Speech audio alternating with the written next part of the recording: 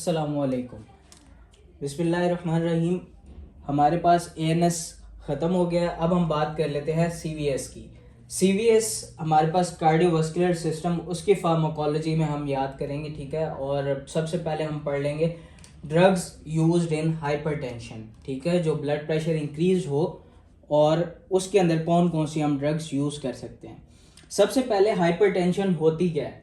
Hypertension अगर हमारे पास systolic जो ब्लड प्रेशर है वो 140 और मोर देन 140 हो और डायस्टोलिक 90 और more than 90 millimetre of mercury हो ऑन 3 to 5 डिफरेंट ओकेजन्स, ठीक है। हमने 3 से 5 मुख्तलिफ मरतबा अगर हमने ब्लड प्रेशर चेक किया हो और ये रीडिंग्स आ रही हो तो हम उस पेशेंट को हाइपरटेंसिव कहेंगे, ठीक हो गया। ये तो हो गया हाइपरटेंशन है क्या। अब हम बात कर लेते हैं हम कौन कौन सी ड्रग्स यूज़ कर सकते हैं हाइपरटेंशन के लिए और हाइपरटेंशन होती क्यों है। पहले ये देखें हाइपरटेंशन होती क्यों है। ये ब्लड वेसल है, ठीक है। हाइपरटेंशन क्यों होगी, अगर ये वेसल कॉन्स्ट्रिक्ट हुई हुई है, ठीक है, उसकी वजह से ब्लड प्रेशर इंक्रीज होगा, या इसके अंदर जो वॉल्यूम है ब्लड का वो बहुत ज़्यादा हुआ है जिसकी वजह से हमारे पास ब्लड प्रेशर इंक्रीज है, ठीक है। और तीसरी वजह क्या हो सकती है, हार्ट, ठीक है। जो हमारे पास हार्ट है वो हमारे पास तीसरी वजह हो सकती है इसके लिए ब्लड प्रेशर इंक्रीज करने के लिए। जब ब्लड पंप ज़्यादा तेज़ होगा, हार्ट की कॉन्ट्रैक्टिलिटी ज़्यादा होगी, तब हमारे पास ये जो हैं 3 वजूहात बन गई किस चीज़ की, ब्लड प्रेशर इंक्रीज होने की। तो ये हमारे पास हाइपरटेंशन होती क्यों है, ये 3 वजूहात हो गई। अब हम हाइपरटेंशन को ख़त्म करने के लिए इन्हीं तीनों वजहों को ख़त्म करेंगे, ठीक है। तो उन 3 वजहों में सबसे पहले हमने वजह ख़त्म करनी है। अगर ब्लड प्रेशर जो है वॉल्यूम ज़्यादा होने की वजह से है, ब्लड वॉल्यूम ज़्यादा हुआ है, फ्लूइड ज़्यादा है, तो हम ब्लड प्रेशर ख़त्म कैसे करेंगे, उसमें देंगे डायूरेटिक्स, ठीक है। जो यूरिन के हमारे पास आउटपुट को, जो यूरिन आउटपुट है उसको इंक्रीज कर देता है और फ्लूइड वॉल्यूम को, जो वेसल के अंदर है उसके फ्लूइड वॉल्यूम को कम कर देता है, ठीक हो गया। तो इस तरह हमारे पास ब्लड प्रेशर जो है वो कम हो जाता है। ये बात होगी डायूरेटिक्स की, जिसमें हमारे पास फ्लूइड लोड कम किया है, फ्लूइड वॉल्यूम कम हुआ है यूरिन के ज़रिए। जब हमारे पास यूरिन ज़्यादा होगा, यूरिन ज़्यादा हमारे पास डाइल्यूट होगा, ठीक है, उसमें से फ्लूइड ज़्यादा निकलेगा, तो क्या होगा, ब्लड प्रेशर कम होगा। हाइपरटेंसिव पेशेंट में एक ये तरीका हो गया ब्लड प्रेशर को कम करने का। उसके बाद हमने ANS में पढ़े थे कि हमारे पास रिसेप्टर्स होते हैं जो हमारे पास ब्लड प्रेशर को इंक्रीज कर रहे होते हैं, जो सिंपैथोमिमेटिक ड्रग्स में हमने जो अल्फा और बीटा रिसेप्टर्स पढ़े थे। अच्छा, अल्फा हमारे पास कहाँ होते हैं, अल्फा जो होते हैं वो हमारे पास ब्लड वेसल्स पे होते हैं। इनका काम क्या होता है, ये वैसोकंस्ट्रिक्शन करवा के ब्लड प्रेशर को इंक्रीज करवाते हैं, ठीक है। और बीटा का काम क्या होता है, बीटा जो होते हैं हार्ट के ऊपर होते हैं और हार्ट की कॉन्ट्रैक्टिलिटी को बढ़ा रहे होते हैं, कॉन्ट्रैक्टिलिटी, ठीक है, ऑफ हार्ट, ठीक है, कॉन्ट्रैक्टिलिटी बढ़ा रहे हैं, हार्ट की पंपिंग बढ़ा रहे हैं, इस वजह से फ्लूइड ज़्यादा जा रहा है और ब्लड प्रेशर इंक्रीज हुआ है। तो अब हमने अगर ब्लड प्रेशर कम करना है तो इनके ब्लॉकर्स देंगे, अल्फा 1 ब्लॉकर और जो बीटा ब्लॉकर होते हैं, ठीक हो गया। सबसे पहले हम बात कर लेते हैं अल्फा ब्लॉकर की। अल्फा ब्लॉकर हमारे पास क्या करता है, अल्फा ब्लॉकर है ना, जो अल्फा हमारे पास उस वक्त ब्लड वेसल को कॉन्स्ट्रिक्ट करवा रहा है, अल्फा ब्लॉकर देने से ब्लड वेसल थोड़ी सी डायलेट हो जाएंगी और कॉन्स्ट्रिक्शन उनकी ख़त्म हो जाएगी, तो हमारे पास वैजो डायलेशन हो जाएगी इसमें, या वैजो कॉन्स्ट्रिक्शन डिक्रीज कर जाएगी। तो इससे क्या होगा, BP कम हो जाएगा, ठीक हो गया। ये हमारे पास अल्फा ब्लॉकर की कहानी आ गई। उसके बाद आ जाता है बीटा ब्लॉकर की कहानी।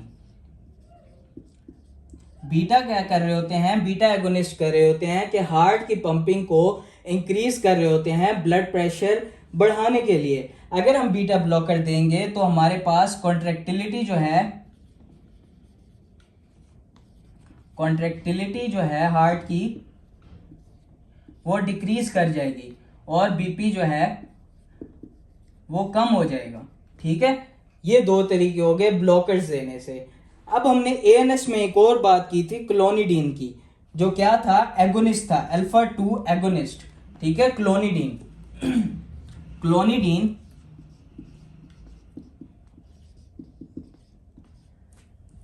Alpha 2 agonist. وہ نارمل ویسے ڈوزز میں کیا کر رہا تھا، ویسے تو بلڈ پریشر کو انکریز کروا رہا تھا، لیکن اگر اس کو ہائر ڈوزز میں اورل دیتے ہیں، اورل ہائر ڈوزز،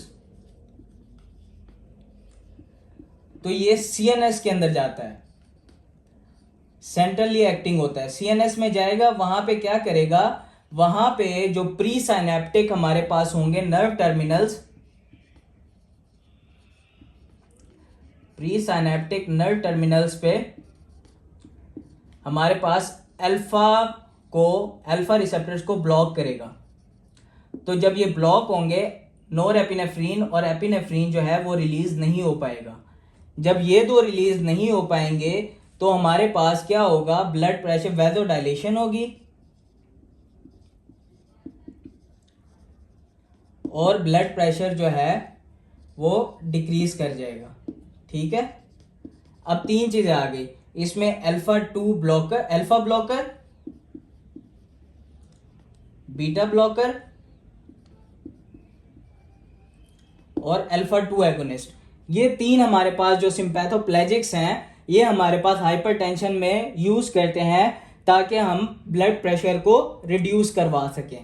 اس کے بعد آ جاتا ہے، جب ہم بات کر رہے تھے اس کی کون سی کازز ہوتے ہیں، تو ہم نے اس میں ایک بات کی تھی کہ ویزو کنسٹرکشن ہوئی ہوتی ہے. اگر ہم کچھ ایسے ایجنٹس یوز کریں جو کہ ویزو ڈائلیشن کروا دیں تو ہمارے پاس بلڈ پریشر ریڈیوس ہو جائے گا. اب کیا ہوتا ہے، عام طور پہ جو کیلشیم چینلز ہوتے ہیں یہ جب اوپن ہوتے ہیں تو کیلشیم انٹر ہوتا ہے، اس کے بعد جو اسموتھ مسلز آف ویسلز ہوتے ہیں وہ کنسٹرکٹ کرتی ہیں ان کیلشیم چینلز کی وجہ سے.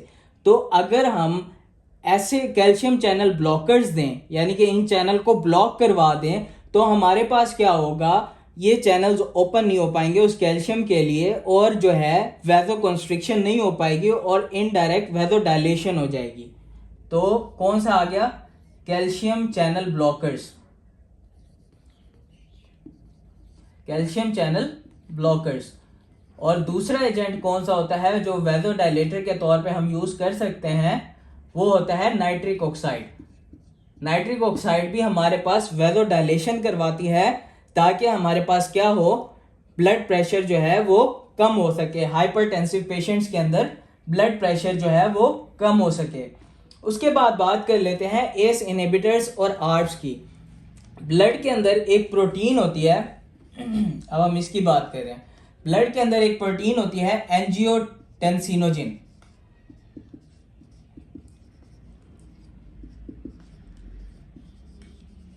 ٹھیک ہے، تو کیا ہوتا ہے اینجیوٹینسینوجن، کیا ہوتا ہے، جب رینن کڈنی سے رینن ریلیز ہوتا ہے تو اینجیوٹینسینوجن کنورٹ ہوتا ہے اینجیوٹینسن 1 کے اندر،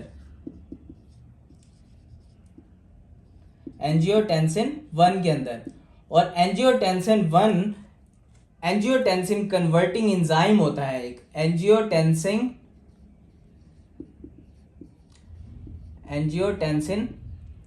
کنورٹنگ انزائم.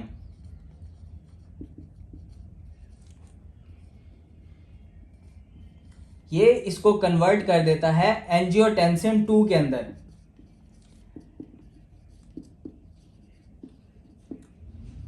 اور اینجیوٹینسن 2 کیا کرتا ہے، ویسلز کے اوپر ہمارے پاس اس کے ریسپٹرز ہوتے ہیں اینجیوٹینسن 2 کے، اور وہاں جا کے اینجیوٹینسن ہمارے پاس ایکٹ کرتا ہے اور ویزو کنسٹرکشن کرواتا ہے.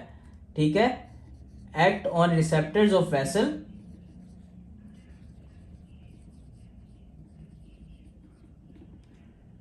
ویسلز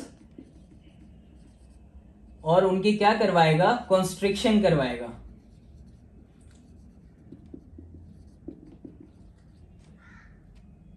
ویزو کنسٹرکشن ہوگی جس کی وجہ سے کیا ہوگا، بی پی انکریز کرتا ہے. ٹھیک ہے، تو اب اس پاتھ وے کے اندر ہم کیا یوز کرتے ہیں، ایس انہیبیٹرز اور اینجیوٹینسن ریسپٹر بلاکرز. یہ ہمارے پاس پاتھ وے ہو گیا. رینن کہاں سے ریلیز ہو رہا ہے؟ کڈنی سے ریلیز ہو رہا ہے. اینجیوٹینسینوجن بلڈ کے اندر پروٹین ہے جو کنورٹ ہوتی ہے اینجیوٹینسن 1 میں رینن کی وجہ سے, ٹھیک ہے, اور اینجیوٹینسن 1 جو ہے اینجیوٹینسن کنورٹنگ انزائم کی وجہ سے اینجیوٹینسن 2 میں جو ہے وہ کنورٹ ہو جاتی ہے. اور ویسلز کے اوپر ریسیپٹرز ہوتے ہیں, اینجیوٹینسن 2 وہاں جا کے ایکٹ کرتا ہے اور کیا کرواتا ہے؟ ویزو کنسٹرکشن کرواتا ہے, جس کی وجہ سے بی پی ہمارے پاس انکریز کر جاتا ہے. یہ سائیکل ہم نے پڑھ لیا. اب ہم نے اگر بلڈ پریشر ریڈیوس کرنا ہے تو ہم اس انزائم, یہ جو اینجیوٹینسن انزائم ہے, کنورٹنگ انزائم ہے, اس کا ایک بلاکر دے دیتے ہیں یا انہیبیٹر دے دیتے ہیں. انہیبیٹر جب انہیبیٹر ایکٹ کرے گا تو یہ انزائم کام نہیں کر سکے گا, اینجیوٹینسن 1 اینجیوٹینسن 2 میں کنورٹ نہیں ہو سکے گا اور ریسیپٹرز پہ جا کے ایکٹ نہیں کرے گا, تو بی پی جو ہے ہمارے پاس انکریز نہیں کرے گا, بی پی کم ہوگا. اس طرح ہم اس کے اندر ہائپر ٹینشن کو روک سکتے ہیں. دوسری چیز کیا ہے ہمارے پاس؟ آربس. آربس کیا ہوتے ہیں؟ آربس کی فل فارم ہے اینجیوٹینسن ریسیپٹر بلاکرز. یعنی کہ یہ جو ریسیپٹرز ہیں ویسلز کے اوپر, ان ریسیپٹرز کو جا کے یہ جو آربس ڈرگز ہوتے ہیں, اینجیوٹینسن ریسیپٹر بلاکرز جو ڈرگز ہوتی ہیں, وہ ان ریسیپٹرز پہ جا کے ایکٹ کریں گی اور کیا کرے گا؟ ہمارے پاس جو ویزو کنسٹرکشن ہو رہی تھی اس کو روک دے گا, کیونکہ اینجیوٹینسن آگے جا کے اینجیوٹینسن 2 جو ہے وہ آگے ویسلز پہ ریسیپٹر پہ ایکٹ نہیں ہو پائے گا, کیونکہ وہاں پہ بلاکرز لگے ہوئے ہیں, اینجیوٹینسن ریسیپٹر بلاکر, تو ان ریسیپٹرز پہ جا کے یہ نہیں ایکٹ کر پائے گی. اس وجہ سے ہمارے پاس بی پی ریڈیوس ہو جائے گا. تو یہ تو کہانی تھی ساری ہمارے پاس جو ڈرگز یوز ہوتے ہیں ہمارے پاس ہائپر ٹینشن کے اندر. یہ ساری یہاں کہانی ختم کرتے ہیں. نیکسٹ جو ہے ہم انشاءاللہ آگے اس کی بات کریں گے, کون کون سی ڈرگز ہیں اور کیا کیا کلینکل یوزز ہیں وہ ہم بات کریں گے. ابھی تک اس ویڈیو کے لیے اتنا ہی. Thank you. اللہ حافظ.